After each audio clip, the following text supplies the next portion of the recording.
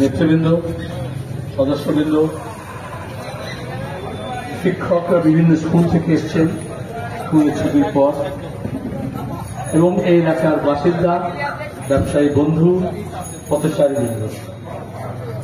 আমি প্রথমেই দুই শিক্ষক সংগঠনকে ধন্যবাদ জানাবো, কৃতজ্ঞতা স্বীকার করব।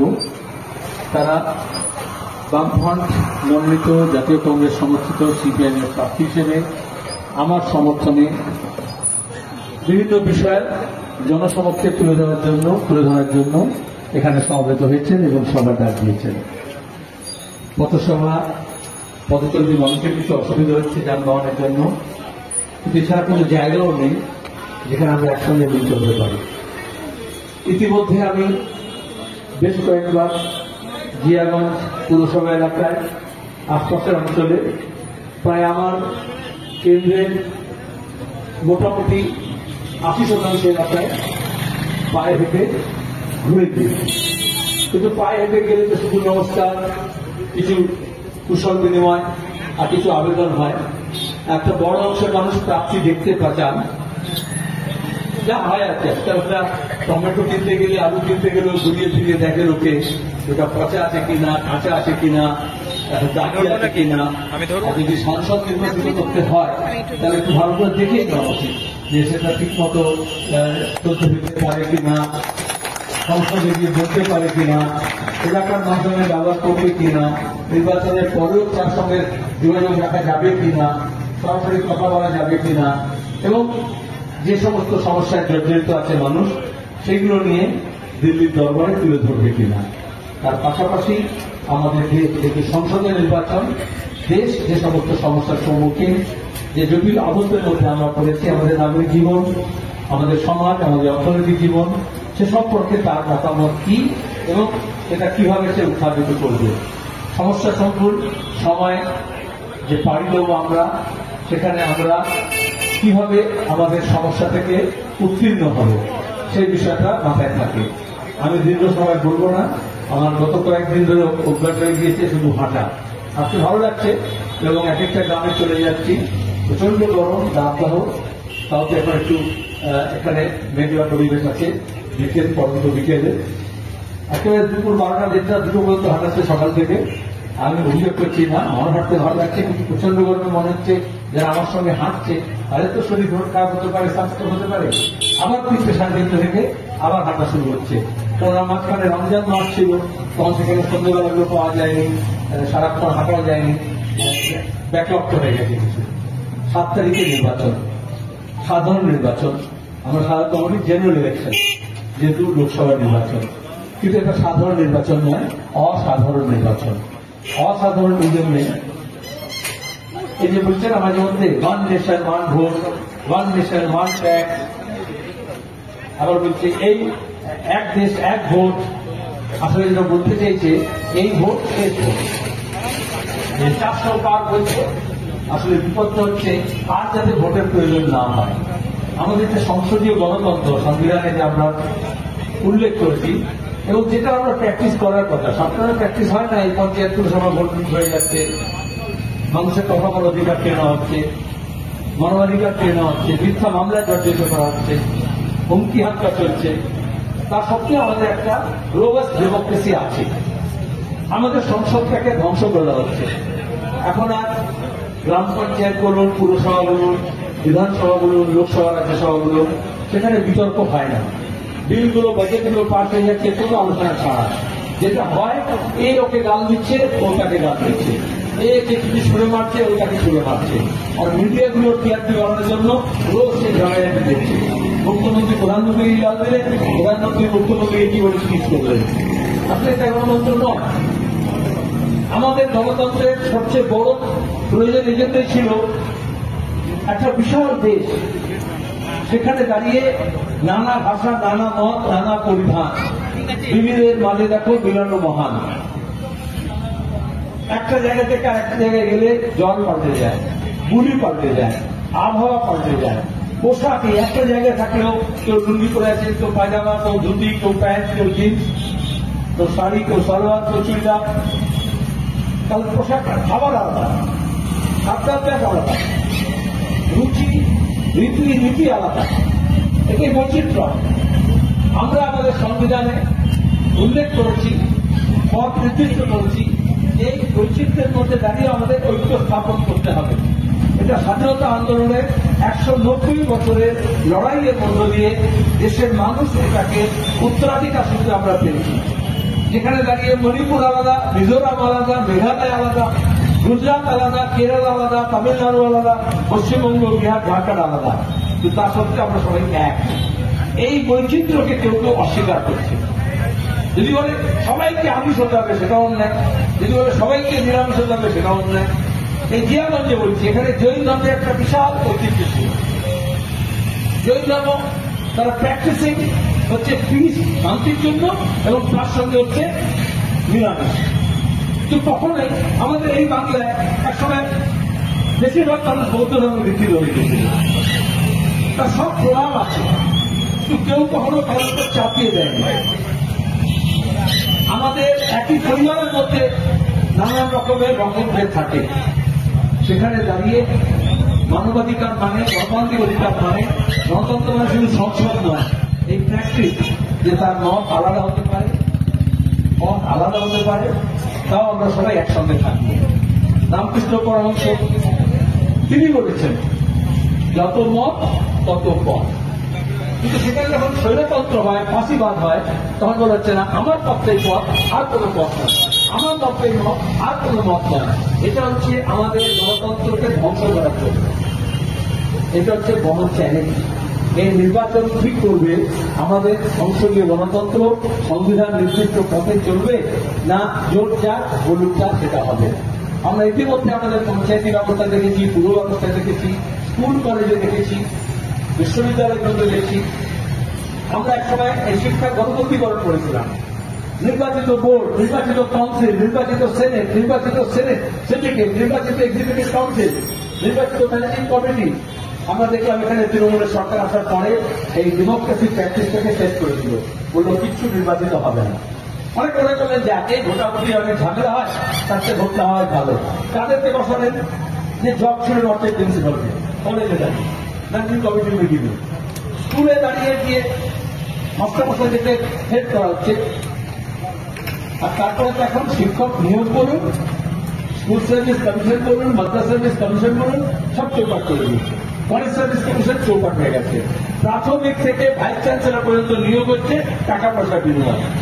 এখানে এত শিক্ষককে আমি এখানে দেখতে পাচ্ছি, কিন্তু শিক্ষা দপ্তরের বেশিরভাগ লোক এখন জেলের মধ্যে আছে।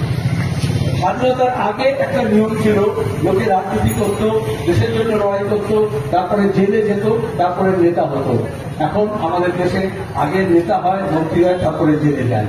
বেশিরভাগ এটা গতি হয়ে গিয়েছে, পরিবর্তন অনেকটাই হয়ে গিয়েছে।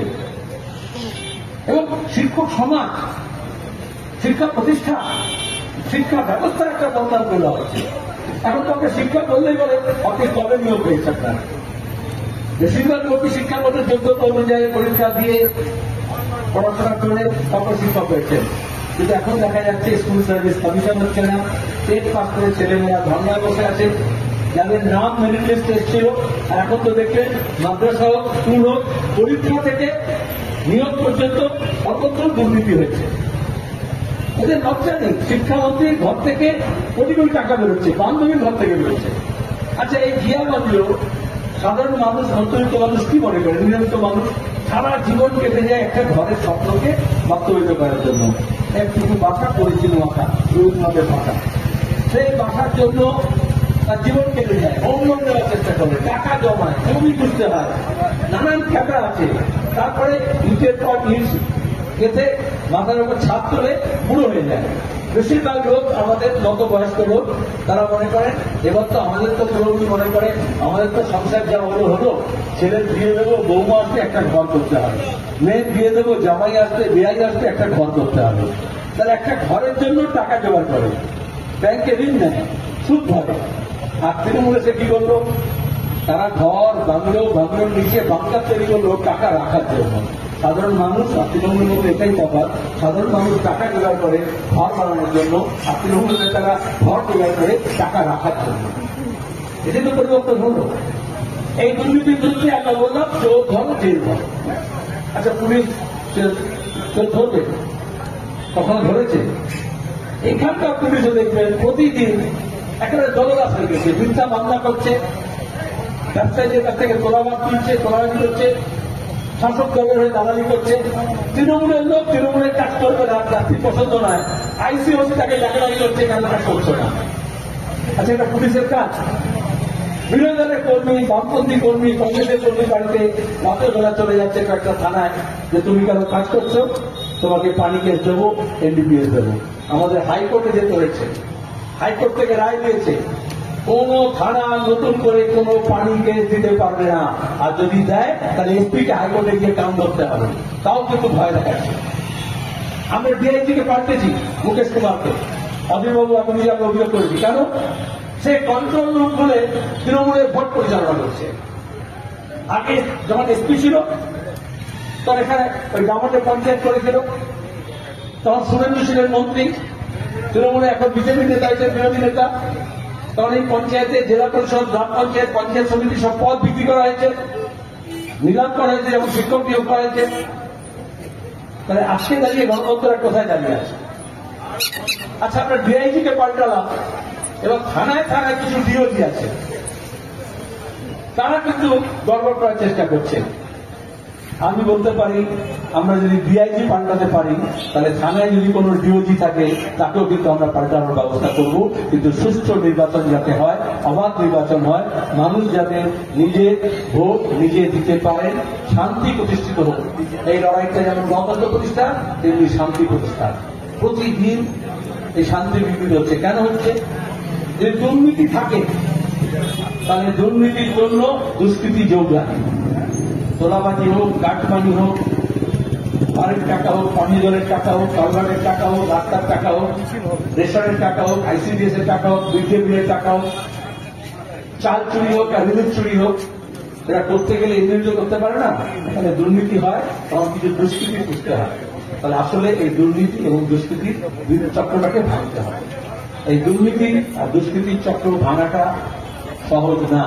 এই জন্য আমরা বললাম, গ্রাম জাগাও, চোর তারা। তারা ঝান্ডা বদল করে দিচ্ছে, তৃণমূলের হয়ে ঝামেলা করলো, লুট করলো, ধর্ষণ করলো, চুরি করলো, তারপরে এডিসি গাইয়ে চিঠি পেল এবং আমন্ত্রণ পত্র, তারপর সে বিজেপি হয়ে গেল। তারপর দেখা গেল কেন্দ্রীয় বাহিনী তাকে পাহারা দিচ্ছে। আবার বিজেপি হয়ে গন্ডগোল করলো, তারপর সে তৃণমূলে চলে গেল। যাকে সিআইডি খুঁজছিল তাকে রাজ্য কেন্দ্র আবার পাহাড়ি চালানো করলো। বিমল গুরুন থেকে শুরু করে আমরা সবার ক্ষেত্রে এরকম দেখতে পাচ্ছি। এই লোকসভা নির্বাচনে আমরা দেখেছি বিজেপির এমপি তৃণমূলের যোগ দিয়েছে, আবার তৃণমূলের পদ পায়নি, টিকিট পায়নি, আবার বিজেপিতে চলে এসেছে। এই কাকিরা গত কয়েক বছর ধরে, গত লোকসভা নির্বাচনের আগে থেকে বোমাবাজি হয়েছে, মানুষ খুন হয়েছে, স্টেশনে প্যাসেঞ্জার খুন হয়েছে, ধর্মের নামে, ভাষার নামে। এখানকার মানুষকে বলা হয়েছে কে বাঙালি, কে বিহারি, কে হিন্দিভাষী, কে বাংলাভাষী, বলা হয়েছে কে হিন্দু, কে মুসলমান, সবাইকে চিনিয়ে দেওয়া হয়েছে। পাশাপাশি আমাদের দোকান, পাশাপাশি ঘর, কিন্তু চিনিয়ে দেওয়া হয়েছে। কিন্তু 10 বছরের লোক এটা ছিল না কে বিজেপি আর কে তৃণমূল। নেতারা যে কোনো সময় এই ঘর থেকে ওই ঘরে চলে যাচ্ছে, ওই ঘর থেকে এই ঘরে চলে যাচ্ছে। তারা আসলে মানুষকে ভাগ করছে, আর লুটেরা একটা হচ্ছে। এই লুটের বিরুদ্ধে আমাদের লড়াই। আমাদের আপনার শিক্ষকদের নীতি, এখানে আলোচনা হয়েছে, জাতীয় শিক্ষা নীতি নিয়ে আমাদের শিক্ষা ব্যবস্থাকে তুলে দেওয়া হচ্ছে। সরকারি পৃষ্ঠপোষকতায় যে শিক্ষা ব্যবস্থা আছে সেটাকে কেন্দ্রীয় সরকার পরিকল্পনা করে তুলে দেওয়ার ব্যবস্থা করেছে, আর তৃণমূল কংগ্রেস গাজওয়ারি করে তুলে দিচ্ছে। আচ্ছা, যদি সরকারি পৃষ্ঠপোষকতায় প্রাথমিক স্তর থেকে বিশ্ববিদ্যালয় তৈরির ব্যবস্থা না থাকতো, আমি মোহাম্মদ সেলিম দায়িত্ব দিয়ে বলতে পারি, আমার মতো লোকজন আপনাদের সামনে এসে একজন শিক্ষিত মানুষ হিসেবে কথা বলার অধিকার পেতে পারতাম না, শিক্ষিত হতে পারতাম না, আমার বাপ মা বিশ্ববিদ্যালয় পাঠাতে পারত না, কলেজে পাঠাতে পারত না। তাহলে এখন যেটা করছে মধ্যবিত্ত, নিম্নবিত্ত, তারা কোথায় যাবে? বাড়ির ছেলেমেয়েরা কোথায় পড়বে? ড্রপ আউট হচ্ছে। আচ্ছা, যে 10 বছর স্কুলে শিক্ষক না থাকে, মাদ্রাসায় শিক্ষক না থাকে, 15 বছর পরে তো ছাত্র থাকবে না, কেন যাবে? যার বাবা মার টাকা আছে সে কানাডায় পাঠিয়ে, অস্ট্রেলিয়ায় পাঠিয়ে পড়িয়ে নেবে, কিন্তু বাকিদের কি হবে? আমাদের শিক্ষার তালিকায় আমরা নিচে নামছি। বাংলার যেটা গর্ব ছিল শিক্ষা নিয়ে, সংস্কৃতি নিয়ে, ভাষা নিয়ে, সাহিত্য নিয়ে, এই সব নিচে নেমে যাচ্ছে। গোটা দেশে যেমন ক্ষুধার তালিকা আমরা নিচে নেমে যাচ্ছি, সাহারা মরুভূমির কয়েকটা দেশ ছাড়া আমাদের পিছনে কেউ নেই।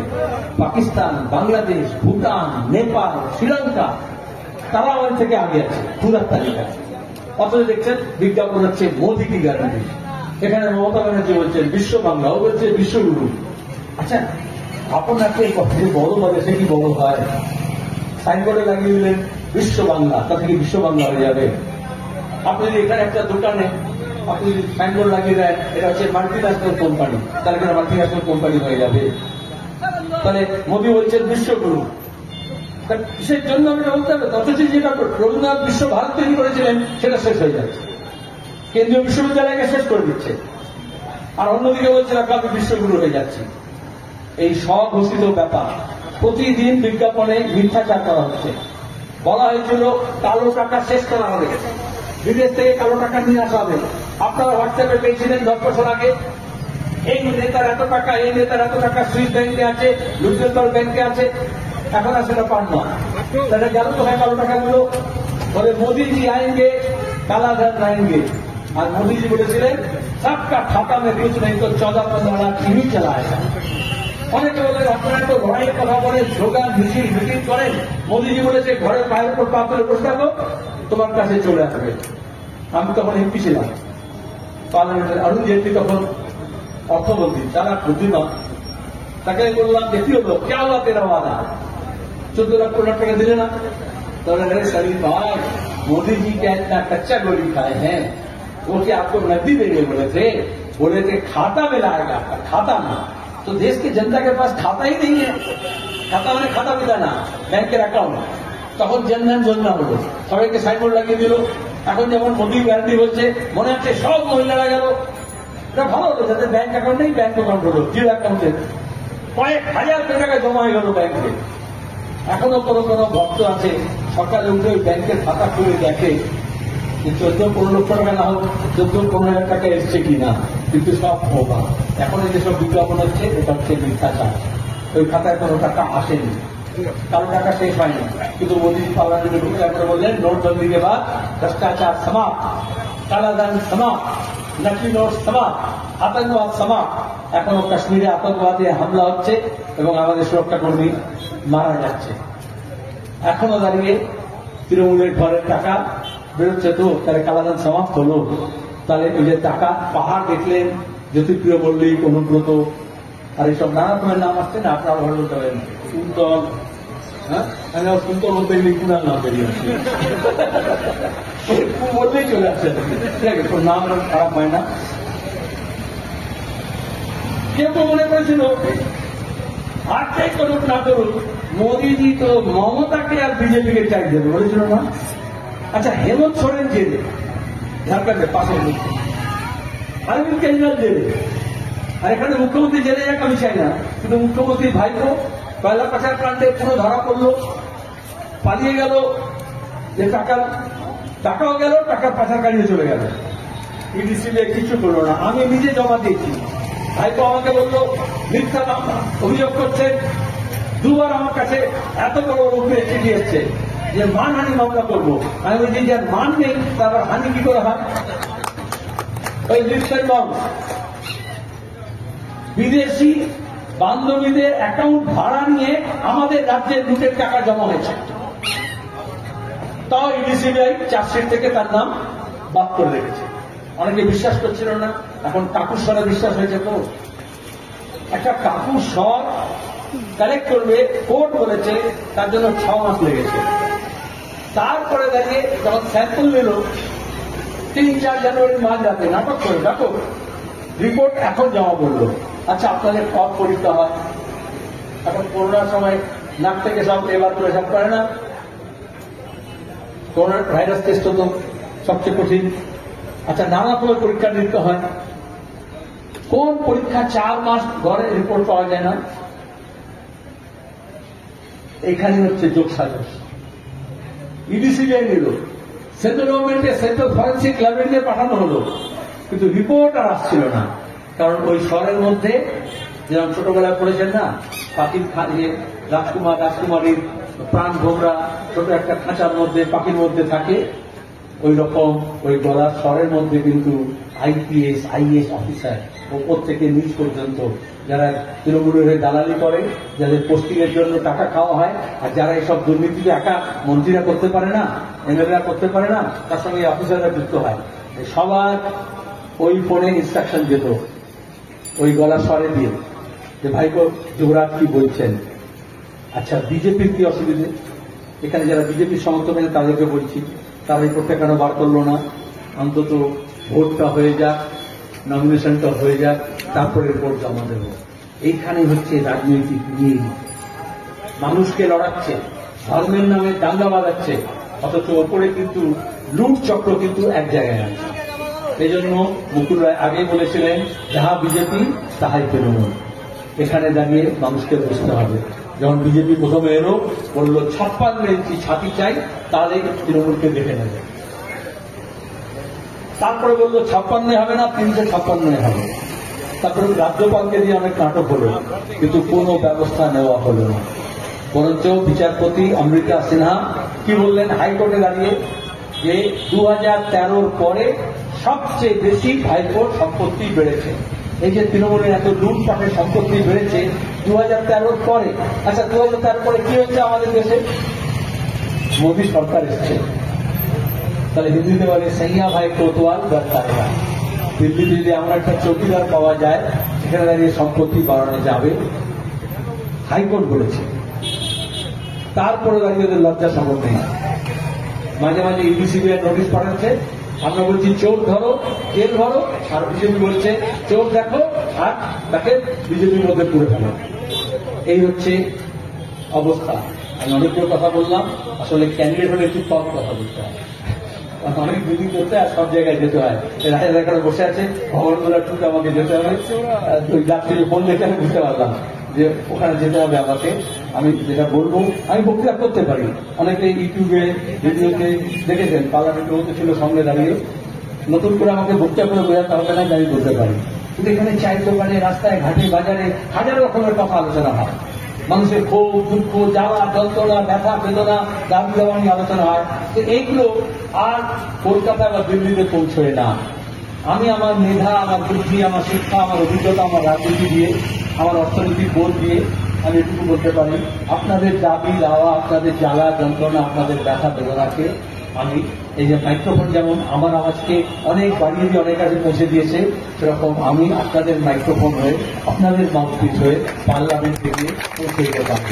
রেল যোগাযোগ হোক, সড়ক যোগাযোগ হোক, সীমানার সমস্যা হোক, ভারত বাংলাদেশ বাণিজ্য করিডোরের কথা হোক, এই জিয়াগঞ্জের মতো জায়গাগুলো একসময় অনেক এগিয়ে থাকা ব্যবসা বাণিজ্যের কেন্দ্র ছিল। এখন অনেকে বললো, কাউকে একজন দেখা হলো কংগ্রেস নেতা, তো এখন আমার ছেলেগুলো রয়ে গেছে, কয়েকটা পরিবার রয়ে গেছে, তারপর অন্য জায়গায় চলে যাচ্ছে, এখানে অত বেশি কিছু নেই, কি করবো? তাহলে লোকে বাড়াতে হবে।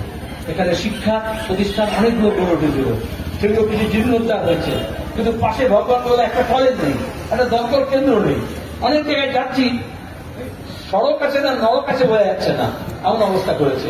পানি জলের টাকা এসছে, ট্যাপ লাগানো হয়েছে, কিন্তু জল নেই। আবার যেখানে জল ছিল সেই পুকুরগুলো, জলাশয়গুলো ভরাট করে দিচ্ছে, লোকে পাট শুকোবে, তার জল পাচ্ছে না, নদীগুলো মরে যাচ্ছে। আমাদের ভাগ হওয়ার ফলে এই পূব পাড়ে বেশি কিছু এগোয়নি।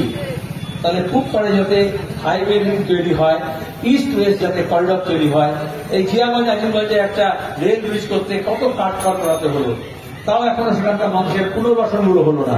আবার রেল লাইন ঘোষণা হয়েছে, রেল এখনো রেল চলাচল হচ্ছে না। দক্ষিণ থেকে উত্তরে রেল যোগাযোগের বিকল্প রাস্তা এটা হতে পারে, তাহলে আরো বেশি ব্যবসা বাণিজ্য বাড়তে পারে। এই সব কথাগুলো, আরো কথা আপনারা আমাকে যদি মনে করেন যোগ্য, উপযুক্ত, এবং সেটা দেখবেন ইতিমধ্যে একটা রব উঠেছে। আমি পরিষ্কার কথা বলি, এই রব যখন উঠেছে, জলঙ্গি, ডোমকল, রানীনগর, হরিহরপাড়া, ভগবানগঞ্জ বলছে আমরা ঠিক আছে, আপনাকে জেতাবো যেখানে যাচ্ছে, ইনশাআল্লাহ আপনি জিতবেন, কেউ কোনো গাড়িতে যাচ্ছে জিতবো, কিন্তু কোনো কিছুই ছেড়ে দিতে নেই, সবকিছু চেষ্টা করতে হয়।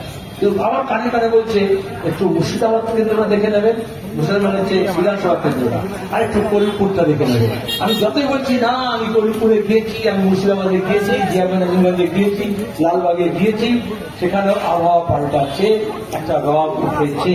আমি যখন ঘুরছি, মানুষের চোখ মুখে এতদিনের অভিজ্ঞতা আছে, বুঝতে পারি, মানুষের সারা বুঝতে পারি। এর মধ্যে কোনো গুজব, কোনো প্রলোভন, কোন রকমের ছলচাতুরি নয়।